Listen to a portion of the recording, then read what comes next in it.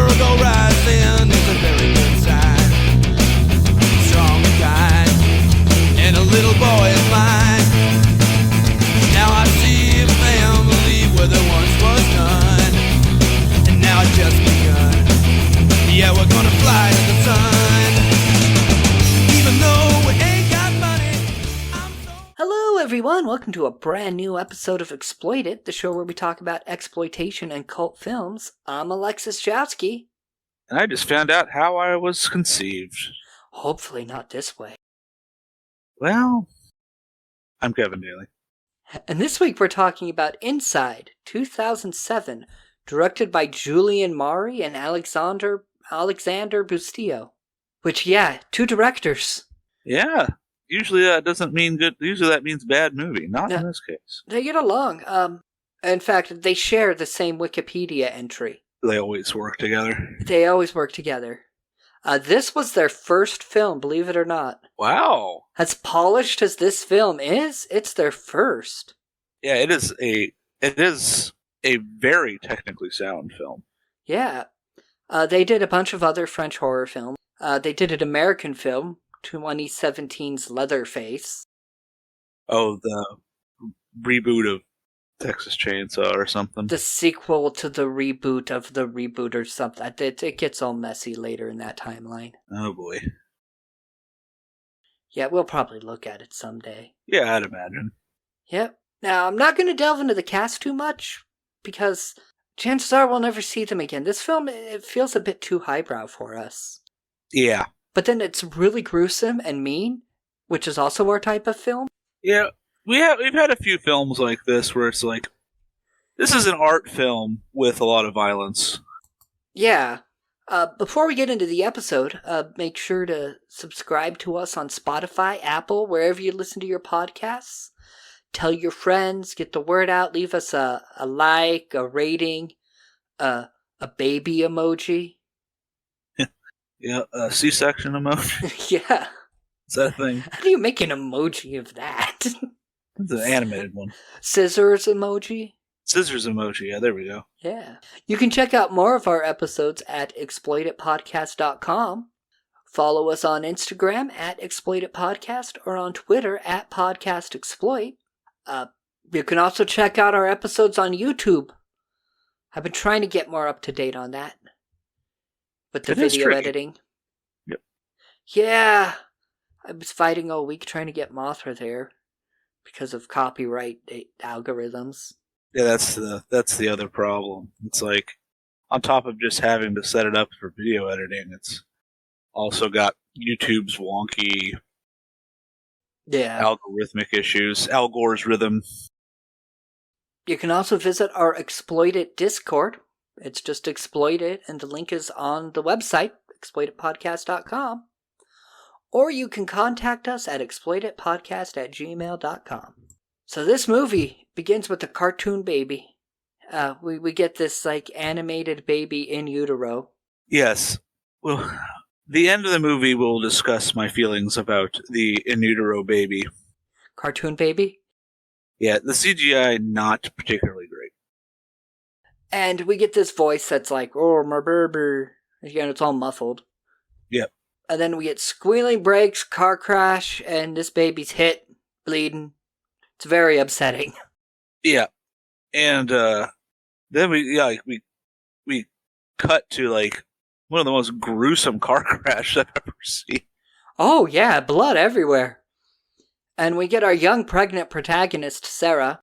And all I can think of is like, where was the safety glass? Where was the airbag? Airbags. I mean, this movie, it's not like this movie came out in like 1995. Yeah. She's covered in blood. She's regaining consciousness. Her husband is next to her.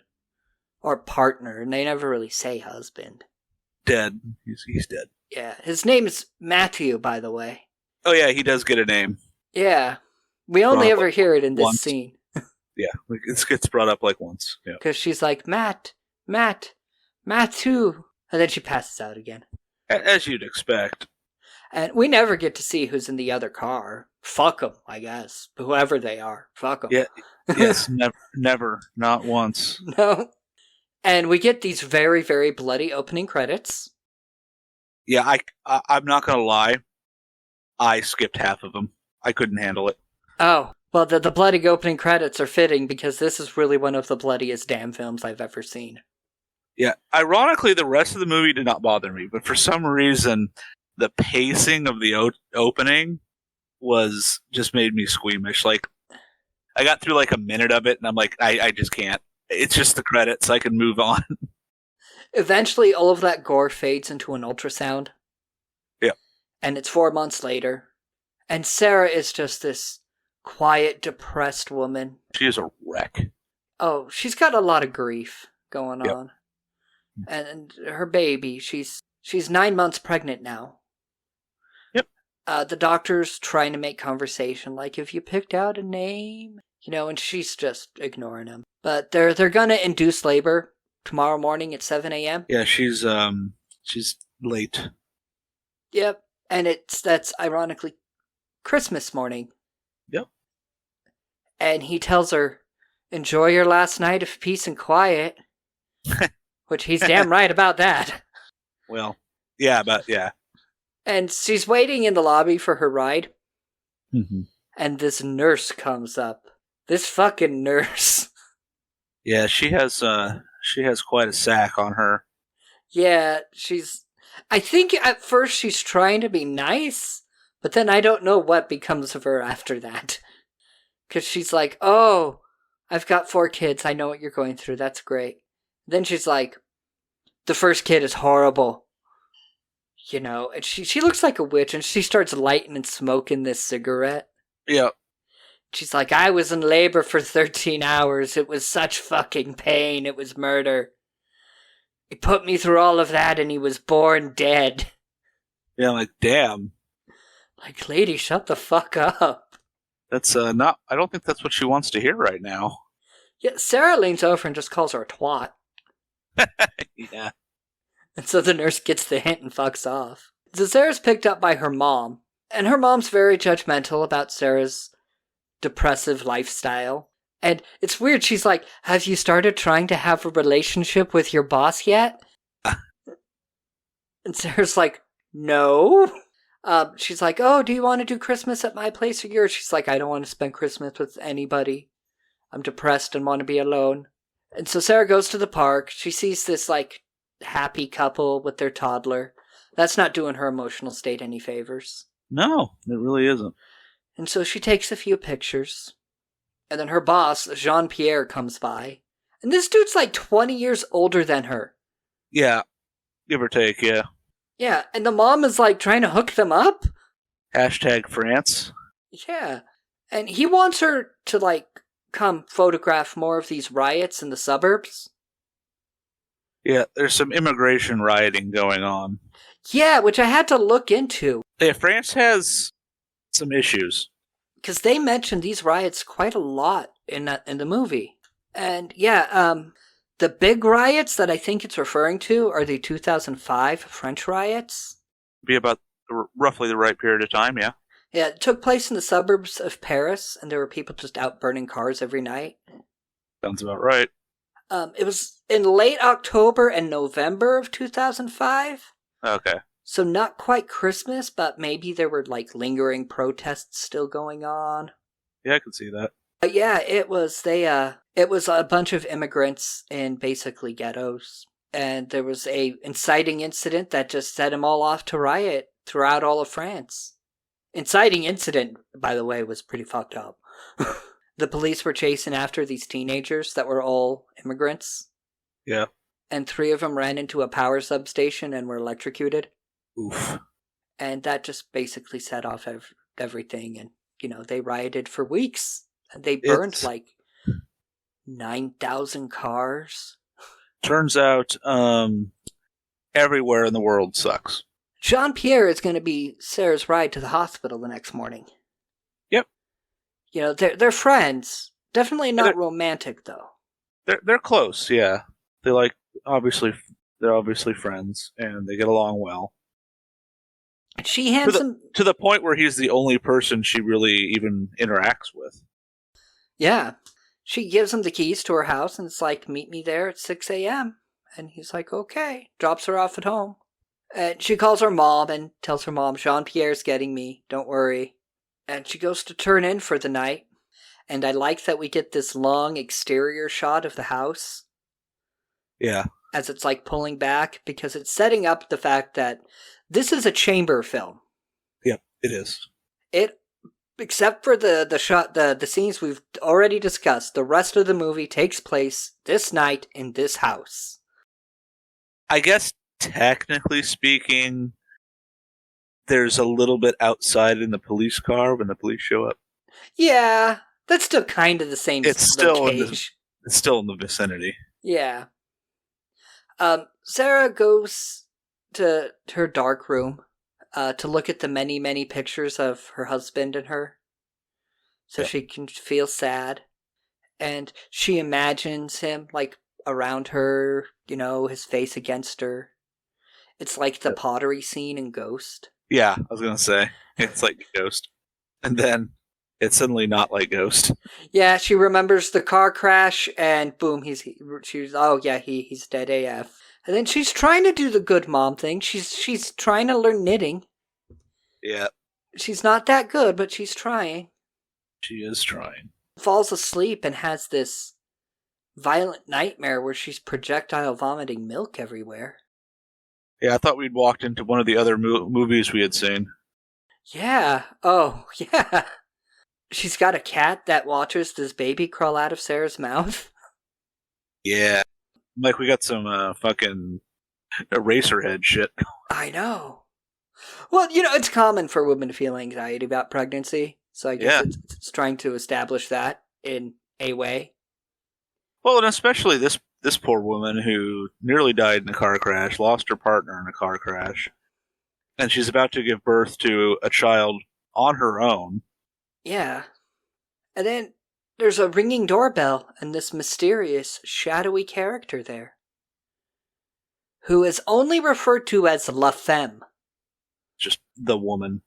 Yeah, and so all of my notes throughout refer to her as La Femme. They remade this movie, by the way. Yeah, I know. I heard. And I don't want to see it. I heard it. Yeah. I heard it's crap. But yes, in the American remake, they just literally call her the woman. So the woman. Here it's La Femme, which means the woman. The woman, yes. And she's like, excuse me for bothering you on Christmas Eve. I've got this problem. Can I use your phone?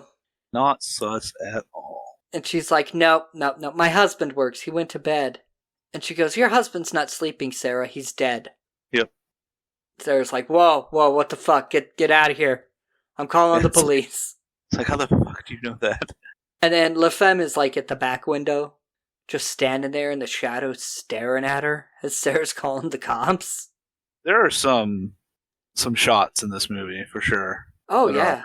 There's some that are just beautiful cinematography in this horrific film. Yeah. La Femme, she like slams her fist against the window and cracks it. Doesn't break it all the way. Well, meanwhile, Sarah gets her camera with the flash to try and take pictures to light up La Femme. Yep. Which we get some glances. And she just stands there and lets Sarah do this. Yeah, ice cold, no fear. She's an ice cold dick killer. So then Sarah goes to her darkroom to develop this. And while she's also got the picture she took at the park on this roll. Yep. And she realizes that when she was taking the picture of that couple, La Femme is there in the background in the bushes. Yeah. Yeah. Doing some old-fashioned stalking. Yeah. Police show up. And her pictures are useless. The police are like, yeah, we can't make out any of that. And the police are like, well, it looks like she's left. Keep your doors locked. We might come check on you later, if we can. Right, because remember, riots. Yep, those riots are going on. And in fact, Sarah settles in and watches coverage of the riots. Yeah, cozy riot coverage. Yeah, which convinces me more that it is those 2000 French riots because of the facts they bring up in that news coverage. Yep.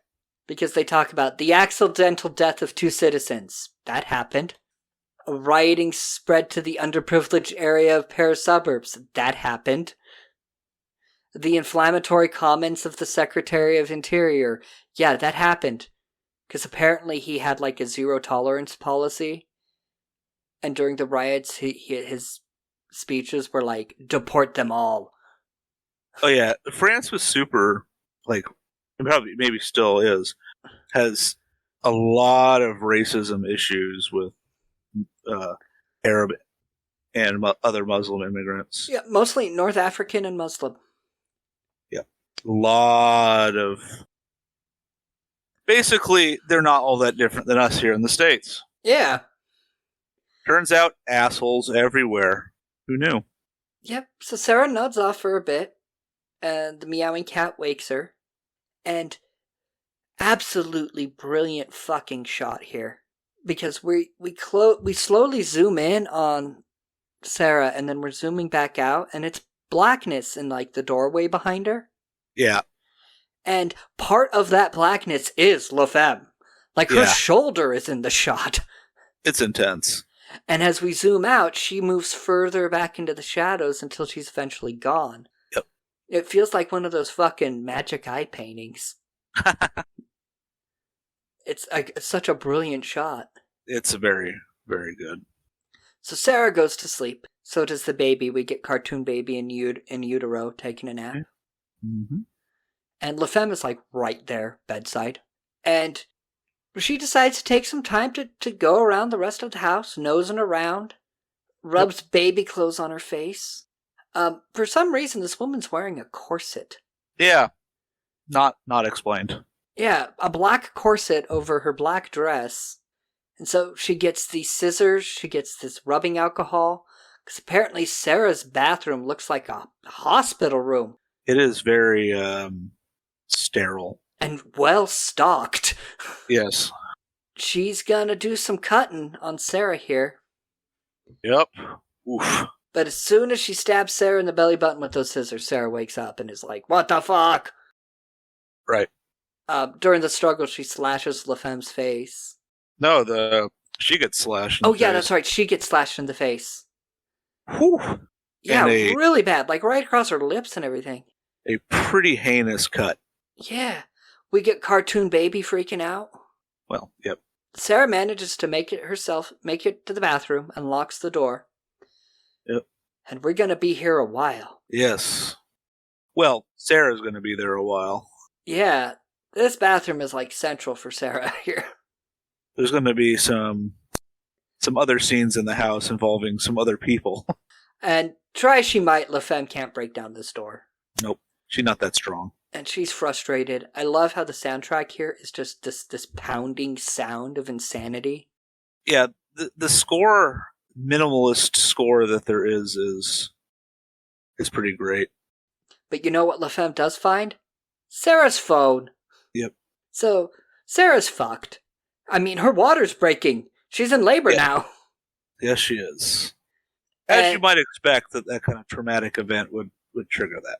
Yep. And while she's up there, like in labor, Jean-Pierre shows up. Right, because Sarah had called him earlier to say, hey, can you enhance these photos? The magical enhance that apparently people can do. And he assumes LaFemme is Sarah's mom. Right, because he had never met Sarah's mom. Yeah, he was like, oh, well, Sarah called me. I guess you came by before me. LaFemme says, what a daughter needs, her mother knows. And she's like, stay, have a drink, And he actually tries to feel her up. It's weird. I didn't catch that. Well, he puts a hand on her leg while, she gets up to get a drink. Well, I guess that kind of makes sense, though, if you think she's her mom. Then she's closer to his age. And so he would be more flirty with a woman his age. I guess that does make sense. Yeah, because he reaches out and he gets a hand, right above her knee. And she stands right up and she's like, I'm going to get another drink. And while she's out, that's when he sees the shadowy picture of LaFemme and is like, oh, I guess this is what she needed me to enhance. Yep. Obviously still doesn't know what it is. And then the actual mother shows up. Yep. And Jean-Pierre's like, who the hell are you? There's some struggle. Mom goes upstairs. Yeah. Sarah is got, a knitting needle? Yeah, she's got knitting needles galore throughout this house, apparently. And she's in ambush waiting. Yeah, and accidentally kills her mom. In a very brutal way. Stabs her right in the jugular with this sewing needle. This knitting needle, rather. Blood everywhere. Just spraying it everywhere. She dies. Yep. Meanwhile, La Femme has killed Jean-Pierre with the scissors. Yep. Sarah tries to find her phone. She runs out of the bathroom, but she gets back just in time before La Femme can stop her. Not before she loses a chunk of hair. Yeah. And then she stabs La Femme in the arm with a knitting needle. Yep. She's like, who the fuck are you? La Femme doesn't answer. She lights a cigarette and kills the little kitty cat. Oh, yeah. Fully selling the fact that she's insane. And then we get, there's more cartoon baby in utero trying to get the fuck out. Yep. Abandoned ship. Yeah. So she breaks the mirror to try and defend herself from La Femme, and she's just holding this glass, cutting her hands up. Like, man, the desperation. Yeah, and she's asking, there's they've carved an eye hole into the door at this point. Yep. And she's like, why me? La Femme tells her, I want a baby. She's like, what kind of man would fuck a maniac like you? La Femme's like, look, you don't want the child. I'll take care of him. And I'm like, that's a big assumption you're making there, La Femme. Yep. I'm pretty sure Sarah wants the last physical connection she has to her dead husband. Likely. And the police show back up. Yep.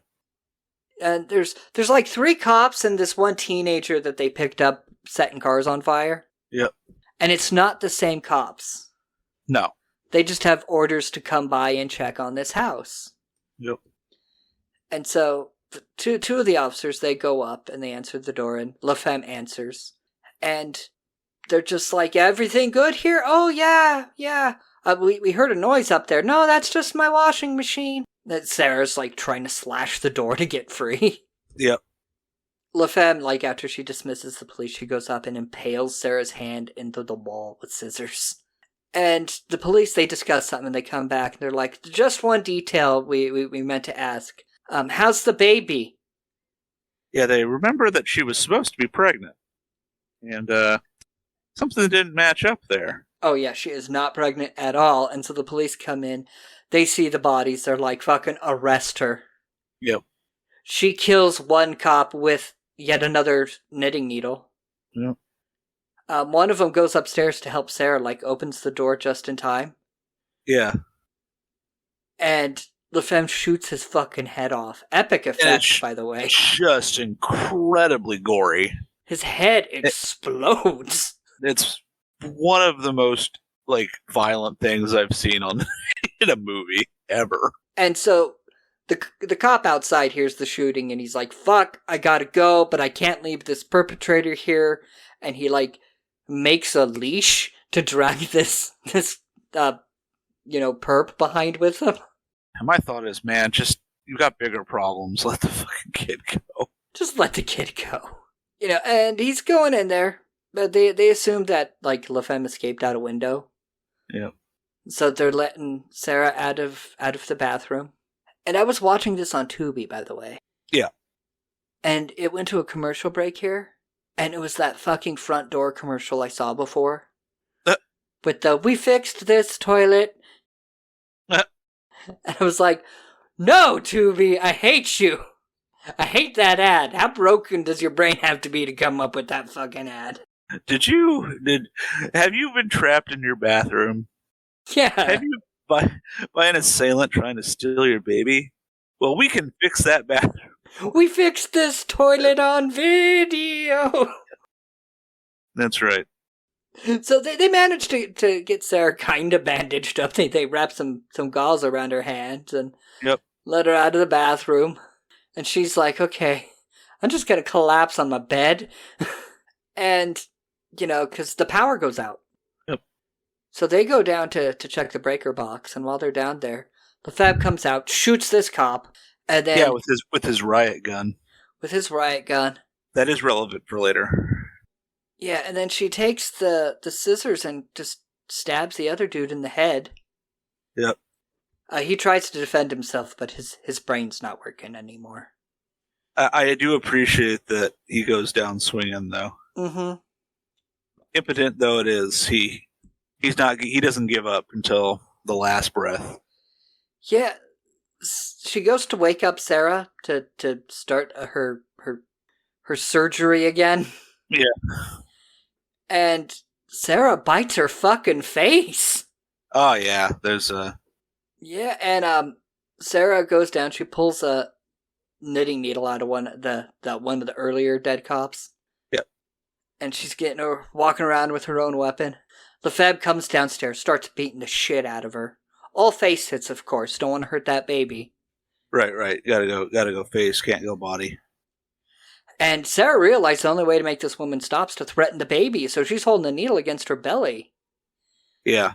And we get, like, cartoon baby in utero with this thing poking in, like, what the fuck, Mom? Yep. And then LeFeb knocks her ass down with a toaster. Yeah, just bops her in a very brutal toaster hit. Yeah, because she just grabs this toaster and whips it with the cord and smacks Sarah in the head. And then she decides this would be a perfect time to light another cigarette. Yeah. Sarah happens to grab some aerosol, though, so just as that lighter is there, she sprays this aerosol.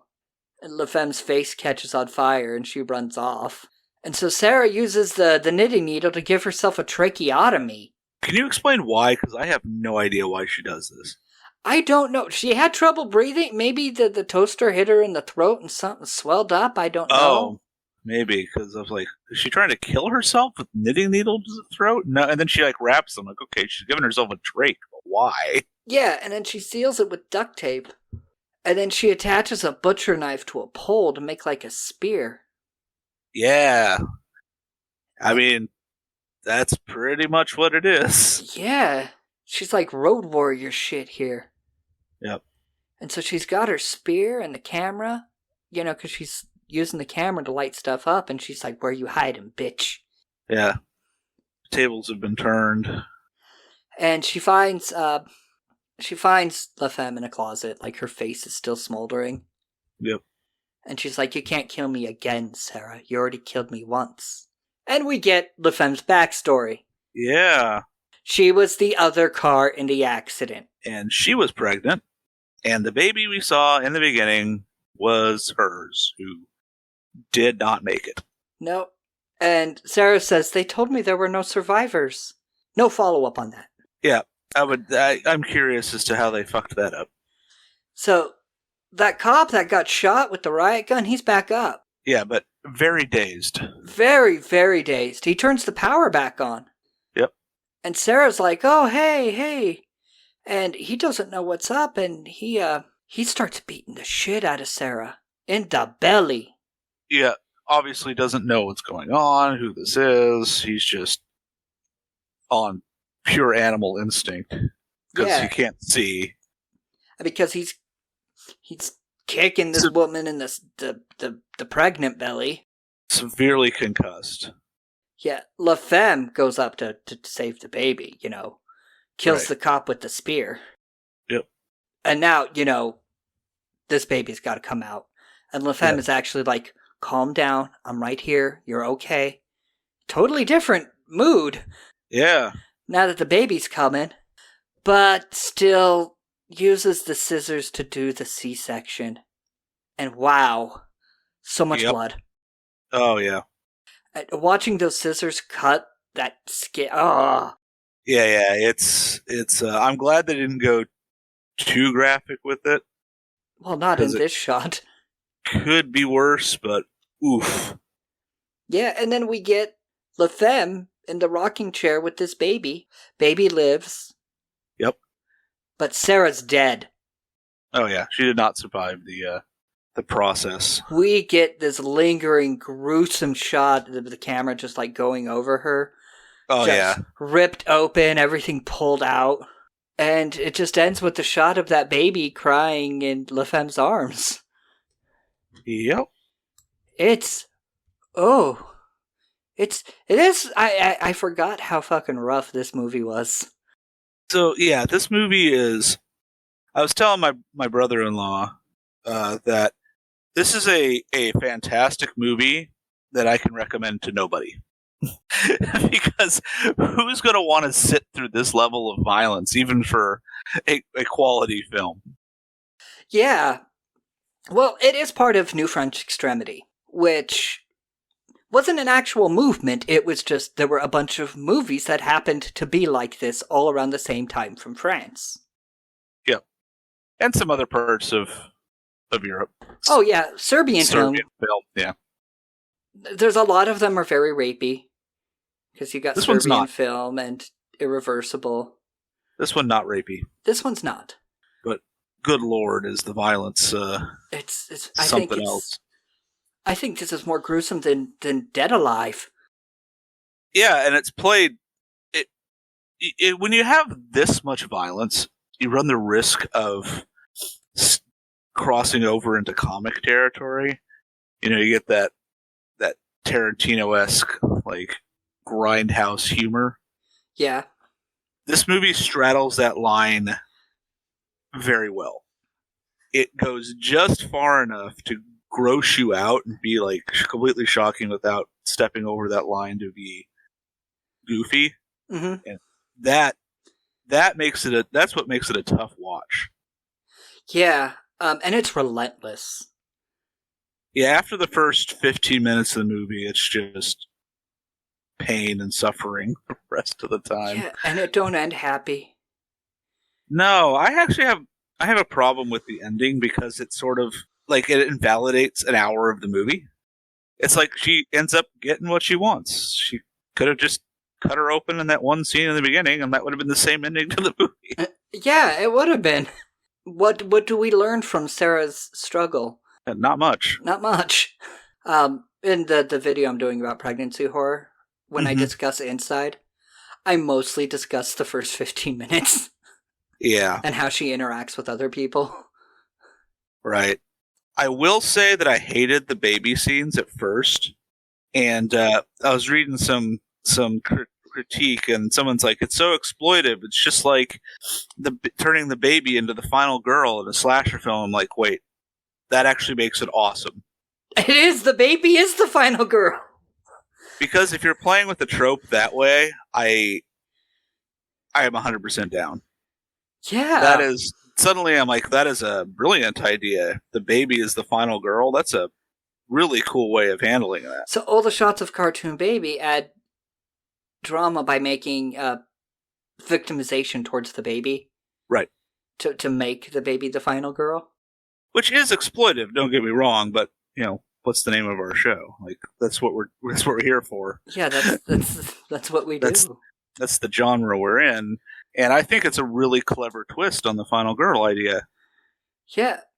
With coffee, this is the darkest, bitterest roast. I mean, it's a great coffee. It's high quality, but super bitter, angry. Yeah. Dark roast. Like, this coffee doesn't even have a name. The package just has a middle finger on it. It's Duncan Hill's coffee for Metalocalypse. Yes. Do you like coffee? That's right. That's what this movie is. This is Duncan Hill's. Scream for your cream, baby. Yeah. So, the other movie we're doing this week is a much different tone. Oh, yeah. It's Prevenge. It's a UK film. No American films this week. Oh, wow, yeah. That's unusual for us. All international films this week. But and next week, too.